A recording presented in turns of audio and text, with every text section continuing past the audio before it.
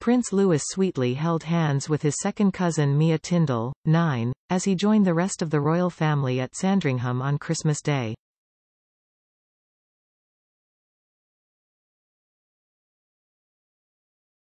Little Louis, 5, was joined by Prince George, 10, Princess Charlotte, 8, as well as the Prince and Princess of Wales at Sandringham for Christmas.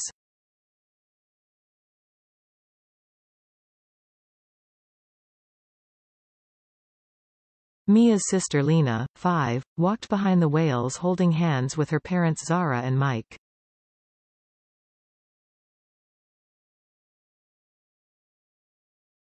Her younger brother Lucas, 2, stayed at home. Holding hands with her mother, Princess Charlotte looked festive in a bottle green coat with her hair tied back into plaits.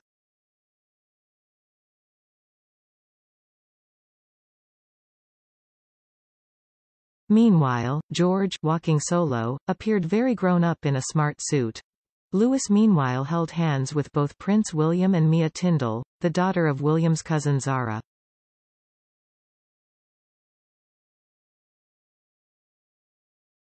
Adorable Prince Louis, who often steals the limelight with his cheeky displays, took part in his first-ever Christmas Day walkabout last year.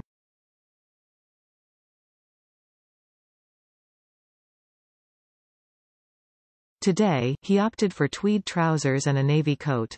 Joining the King and Queen was the Duke and Duchess of Edinburgh, Zara and Mike Tindall, and Princess Eugenie and her husband Jack Brooksbank.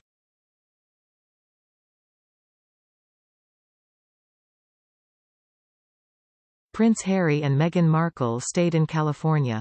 The Princess of Wales beamed with happiness as she walked to the service alongside her husband, ahead of the other members of the royal family.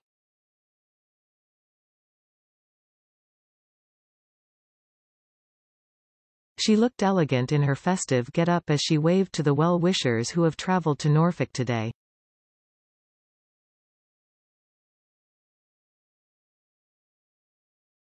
Hundreds of well-wishers have been queuing since the early hours to catch a glimpse of the royals, and waved excitedly as the King and Queen consort made their way to the church.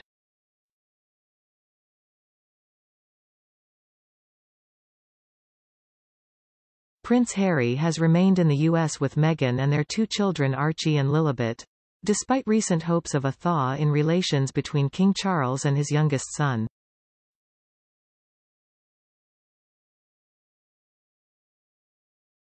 The royal festivities usually start when everyone arrives on Christmas Eve. The family open presents, some of which are gag gifts, one of the royal family's traditions.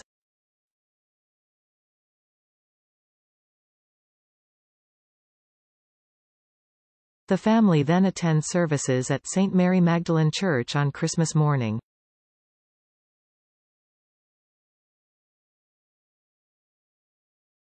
Once they get home, Christmas lunch is served, followed by afternoon games. Last Christmas the royals experienced their biggest change for decades as they celebrated their first festive period without Queen Elizabeth II, who had passed away just a few months earlier.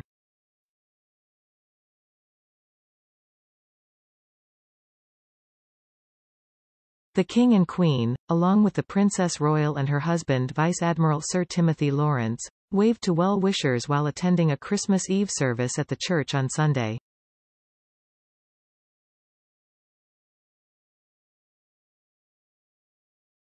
Royal Christmases traditionally feature the greeting of people outside the church, and a family lunch with turkey and all the trimmings.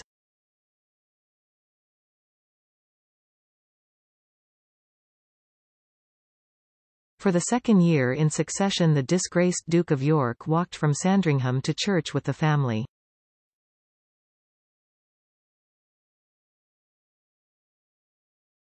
Andrew's alleged links to convicted sex offender Jeffrey Epstein will come under further scrutiny in the new year with the release of hundreds of files from a defamation case, after a ruling by a U.S. judge.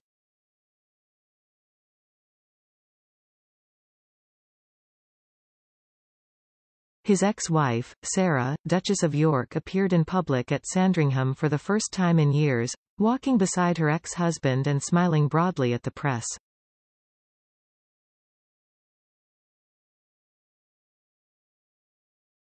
Andrew's daughters were with their husbands, Princess Beatrice with Eduardo Mapelli Mozzi and Prince Eugenie with Jack Brooksbank.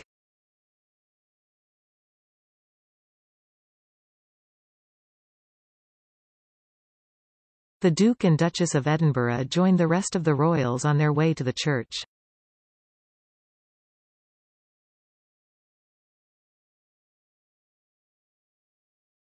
The Duchess of Edinburgh wore a bespoke version of the Claire Mishevani Kristin coat.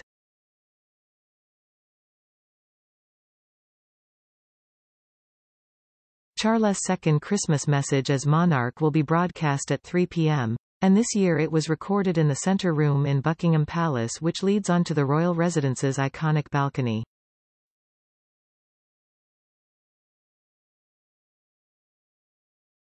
The room is decorated with a living Christmas tree which will be replanted after the broadcast.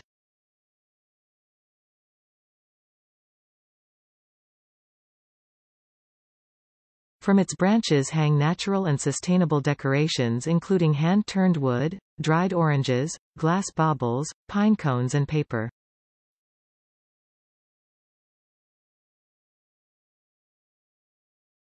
Charles, like Queen Elizabeth II, writes his Christmas broadcasts, and last year he followed his mother's well-established template, a personal reflection on the year, touching on current issues and with a Christian framework.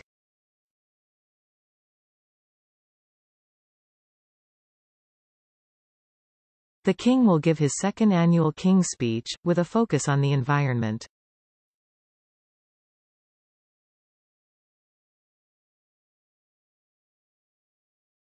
It marks a turn away from typically apolitical speeches given by his mother, the late Queen Elizabeth.